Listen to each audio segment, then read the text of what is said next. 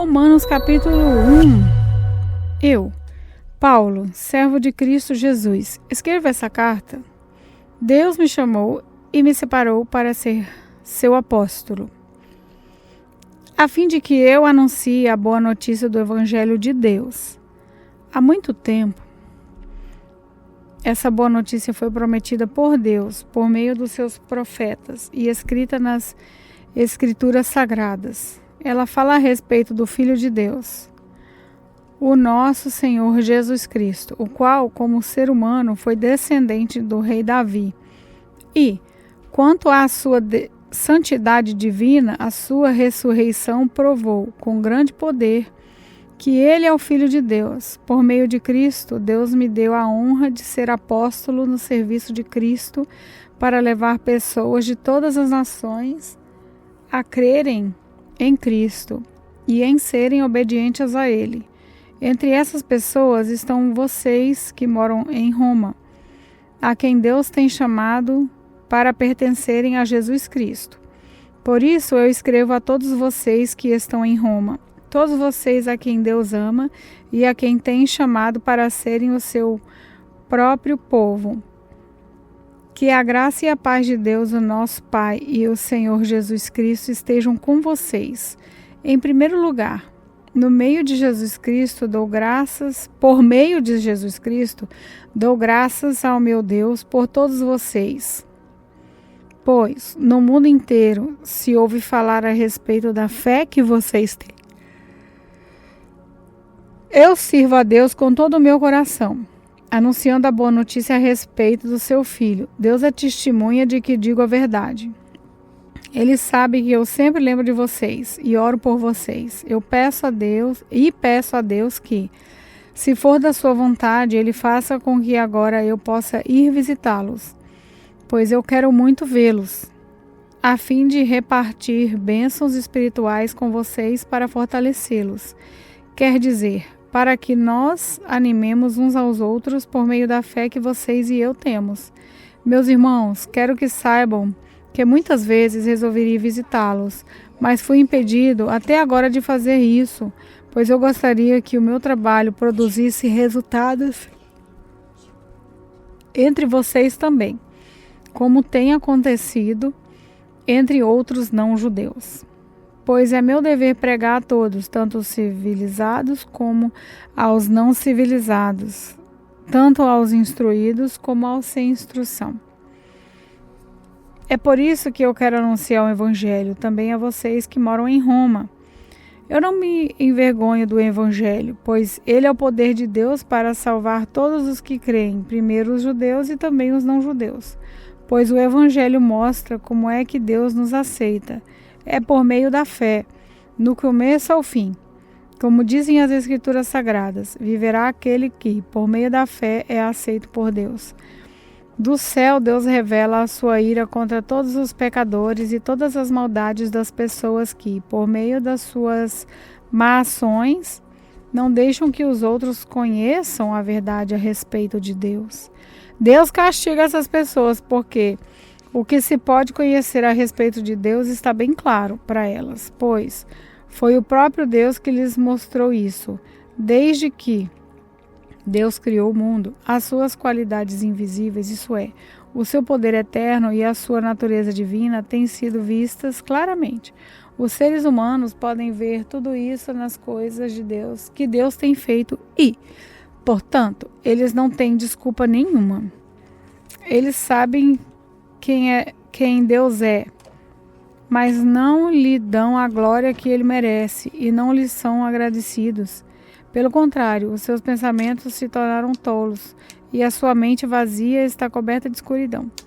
Eles dizem que são sábios, mas são tolos. Em vez de adorarem ao Deus imortal, adoram ídolos que se parecem com seres humanos, ou com pássaros, ou com animais de quatro patas, ou com animais que se arrastam pelo chão.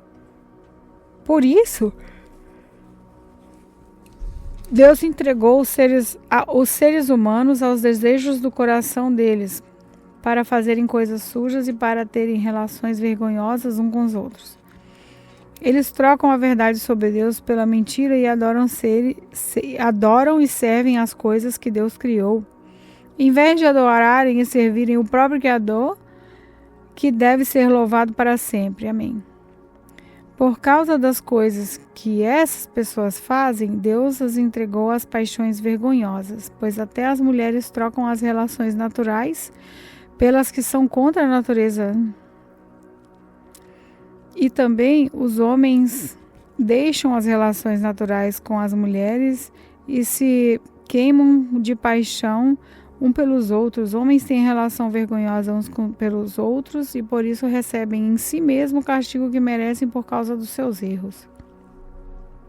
E como não querem saber do verdadeiro conhecimento a respeito de Deus, Ele entregou os seres humanos aos seus maus pensamentos, de modo que eles fazem o que não devem.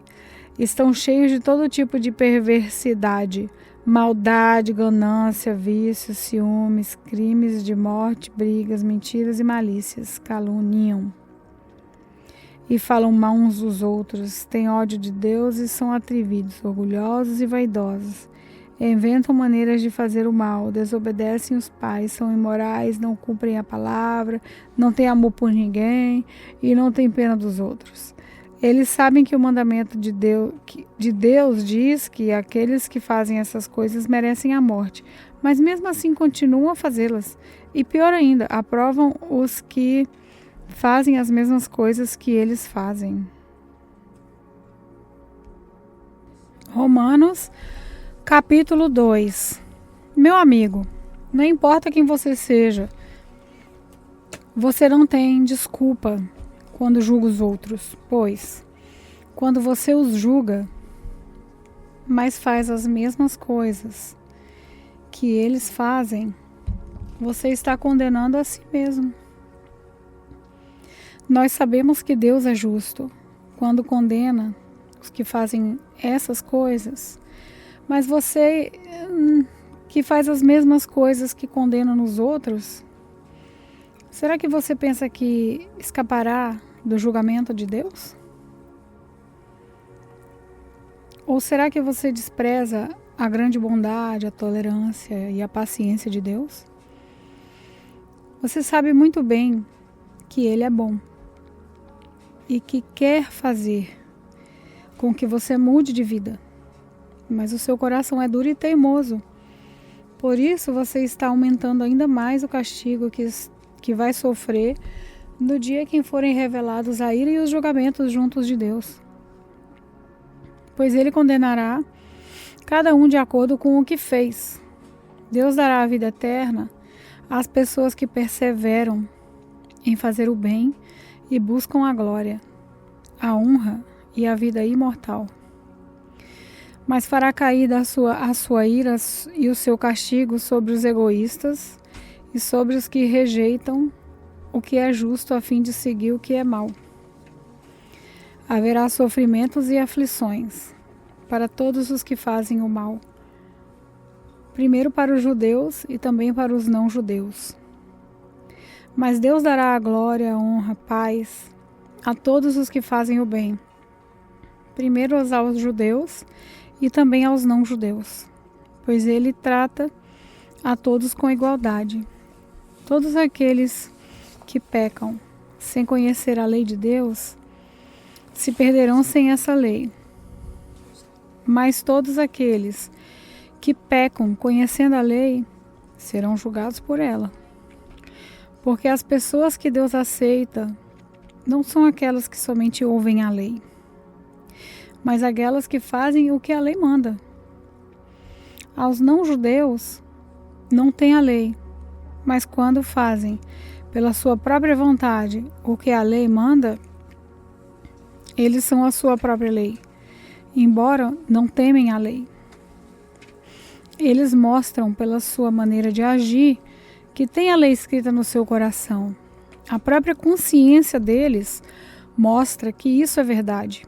E os seus pensamentos, que às vezes os acusam e às vezes os defendem, também mostram isso. E, de acordo com o evangelho que eu anuncio, assim será naquele dia em que Deus, por meio de Cristo Jesus, julgará os pensamentos secretos secretos de todas as pessoas. O que dizer de você? Você diz que é judeu, confia na lei e se orgulha de Deus do que você adora. Você sabe o que Deus quer que você faça e aprende na lei a escolher o que é certo. Você tem a certeza de que é guia de cegos, luz para os que estão na escuridão, orientador dos que não têm instrução e professor dos jovens. Você está certo de que encontra na lei a apresentação completa do conhecimento e da verdade. Você que ensina os outros, porque é que não ensina a você mesmo. Se afirma que não se deve roubar, por que é que você rouba? Você mesmo rouba. Se você diz que não se deve cometer adultério, por que é que você mesmo comete adultério? Você odeia os ídolos, mas rouba as coisas dos templos. Você se orgulha de ter a lei de Deus, mas você é uma vergonha para Deus porque desobedece a sua lei. Pois as escrituras sagradas dizem: os não-judeus falam mal de Deus por causa de vocês, os judeus. A circuncisão tem valor se você, que é judeu, obedecer à lei, porém, se não obedecer, é como se você não tivesse sido circuncidado. E se um homem que não foi circuncidado obedecer aos mandamentos da lei, Deus o tratará como se ele fosse circuncidado.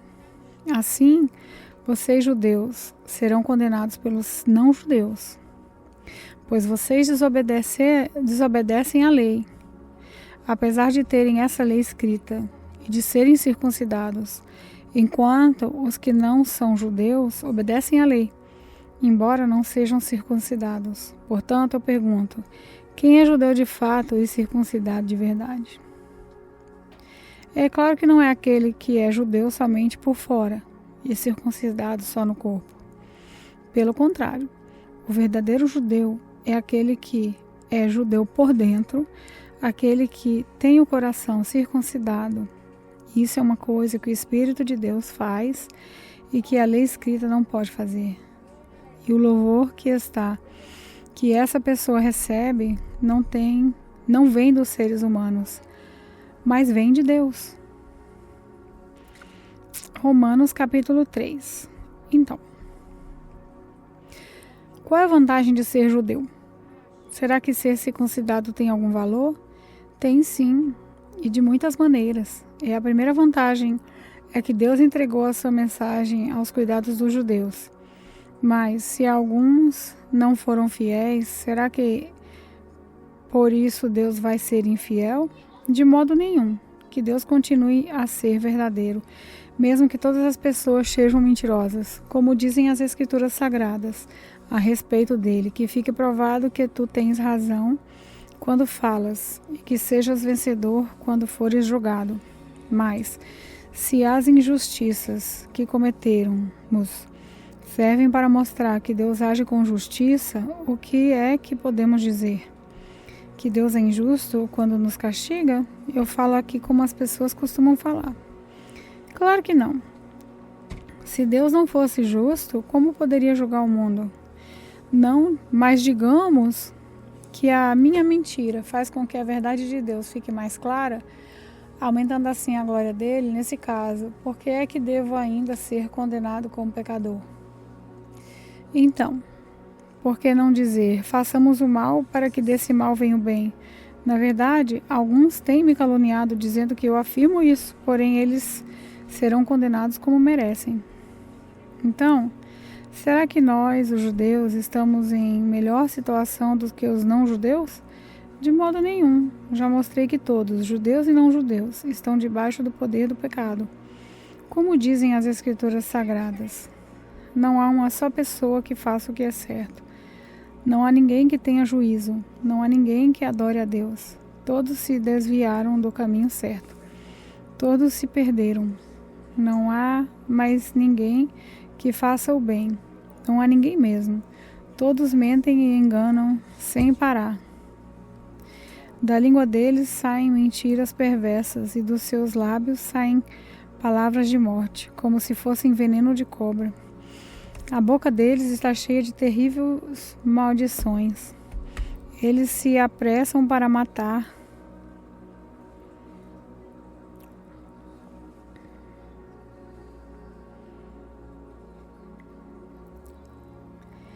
Por onde passam, deixam a destruição e a desgraça. Não conhecem o caminho da paz e não aprenderam a temer a Deus.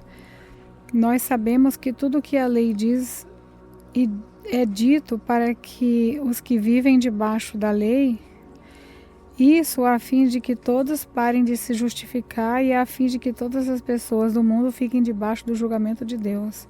Pois ninguém é aceito por Deus por fazer o que a lei manda, porque a lei faz com que as pessoas saibam que são pecadoras. Mas agora Deus já mostrou que o meio pelo qual Ele aceita as pessoas não tem nada a ver com a lei. A lei de Moisés e os profetas dão testemunho do seguinte: Deus aceita as pessoas por meio da fé que elas têm em Jesus Cristo. E assim que Ele trata todos os que creem, pois não existe alguma diferença entre as pessoas. Todos pecaram e estão afastados da presença gloriosa de Deus. Mas, pela sua graça e sem exigir nada, Deus aceita todos por meio de Jesus Cristo, que os salva. Deus ofereceu Cristo como sacrifício para que, pela sua morte na cruz, Cristo se tornasse o meio de as pessoas receberem o perdão dos seus pecados. Pela fé nele, Deus quis mostrar com isso que Ele é justo. No passado, Ele foi paciente e não castigou as pessoas por causa dos seus pecados, mas agora, pelo sacrifício de Cristo, Deus mostra que é justo. Assim, Ele é justo e aceita os que creem em Jesus. Será que temos motivo para ficarmos orgulhosos? De modo nenhum. E por que não? Será que é porque obedecemos a lei? Não é não. É porque cremos em Cristo. Assim, percebemos que a pessoa é aceita por Deus pela fé e não por fazer o que a lei manda. Ou seja, que Deus é somente Deus dos judeus? Será que não é também Deus dos não-judeus? Claro que é. Deus é um só e aceitará os judeus na base da sua fé e também aceitará os não-judeus por meio da fé que eles têm. Será que isso quer dizer que, por causa da fé, nós tratamos a lei como se ela não valesse nada? Não, de modo nenhum. Pelo contrário, afirmamos que a lei tem valor. Romanos capítulo 4. Então, o que é que podemos dizer de Abraão, o antepassado da nossa raça? O que foi que ele conseguiu? Se foi por causa das coisas que ele fez que Deus o aceitou, então ele teria motivo para se orgulhar. Mas não para se orgulhar diante de Deus. Pois o que essas escrituras sagradas dizem? Elas dizem: Abraão creu em Deus e por isso Deus o aceitou. O salário que o trabalhador recebe não é um presente, mas é o pagamento a que ele tem direito por causa do trabalho que fez. Porém, a pessoa que não põe a sua esperança nas coisas que faz, mas simplesmente crê em Deus, e a fé dessa pessoa que faz com que ela seja aceita por Deus. O Deus que trata o culpado como se ele fosse inocente. E isso foi o que Davi queria quando falou da felicidade daqueles que Deus aceita, sem levar em conta o que eles fazem. Davi disse: Feliz aquele cujas maldades Deus perdoa e cujos pecados ele apaga. Feliz aquele que o Senhor não oculta de cometer pecado. Será que essa felicidade de que Davi falou existe somente para os não circuncidados? É claro que não. Ela existe também para os que não são circuncidados, pois já citamos as escrituras sagradas que dizem: Abraão creu em Deus e por isso Deus o aceitou. Quando foi que isso aconteceu? Foi antes ou depois de Abraão ser circuncidado? Foi antes e não depois. Ele foi circuncidado mais tarde. E a sua circuncisão foi um sinal para provar que Deus aceitou Abraão porque ele tinha fé. E isso aconteceu quando ele ainda não havia sido circuncidado. Assim, Abraão é o pai espiritual de todos os que creem em Deus e são aceitos por ele, mesmo que não sejam circuncidados. Ele é também pai dos que são circuncidados, não apenas porque são circuncidados, mas porque vivem a mesma vida de fé que Abraão, o nosso pai, viveu antes de ter sido circuncidado. Deus prometeu a Abraão e aos seus descendentes que o mundo ia pertencer a eles. Essa promessa foi feita não porque Abraão tinha obedecido à lei, mas porque ele tinha crido em Deus e havia sido aceito por ele. Pois, se aqueles que obedecem à lei vão receber o que Deus prometeu, então a fé é inútil e a promessa de Deus não tem valor. Pois a lei traz o castigo de Deus, mas onde não existe lei, também não existe desobediência à lei. Portanto, a promessa de Deus depende da fé, a fim de que a promessa seja garantida como presente de Deus a todos os descendentes de Abraão. Ela não é somente para os que obedecem à lei, mas também para os que creem em Deus, como Abraão creu. Depois, pois, ele é o pai espiritual de todos nós. Como dizem as Escrituras Sagradas, eu fiz de você o pai de muitas nações. Assim a promessa depende de Deus, em quem Abraão creu, o Deus que ressuscita os mortos e faz com que exista o que não existia. Abraão teve fé e esperança, mesmo quando não havia motivo para ter esperança, e por isso ele se tornou o pai de muitas nações, como dizem as Escrituras. Seus descendentes serão muitos.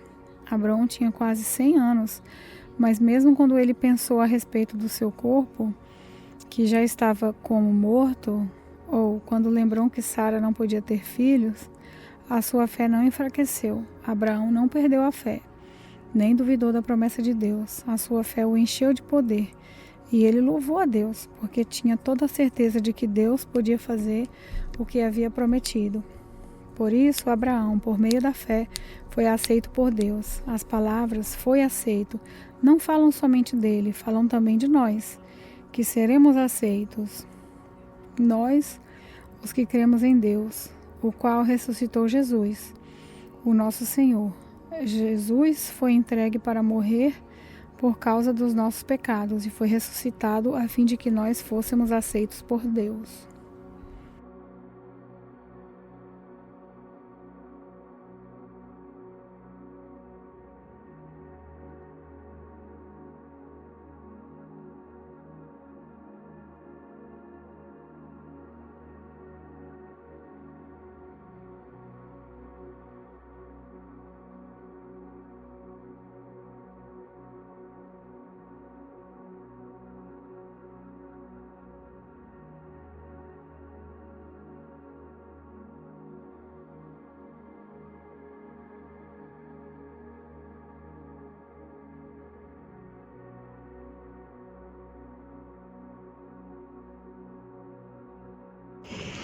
Olá, eu sou a pastora Neuza e quero orar por você. Senhor nosso Deus e nosso Pai, nos ensina a obedecer a Tua palavra, Senhor. Nos ensina, Pai, porque a Tua palavra diz, se nós obedecermos a Tua palavra, nós comeremos o melhor dessa terra. Que a Tua palavra, Senhor, ela venha estar implantada nos nossos corações. Que ela possa ser a direção da nossa vida. Senhor, muito obrigada pela vida de todos aqueles, Senhor, que têm participado desse projeto. Obrigada, Deus, pela vida da nossa irmã Laila, que tem se empenhado, meu Deus, a nos fazer conhecedor a cada dia da Tua palavra. Que o Senhor possa, Pai, agraciar ela e a sua família por tudo isso. E aqui, Deus, eu já quero Te agradecer por tudo. Abençoe cada vida que está ouvindo a Tua palavra neste momento. Em nome de Jesus, que vive e reina para todos sempre. Amém.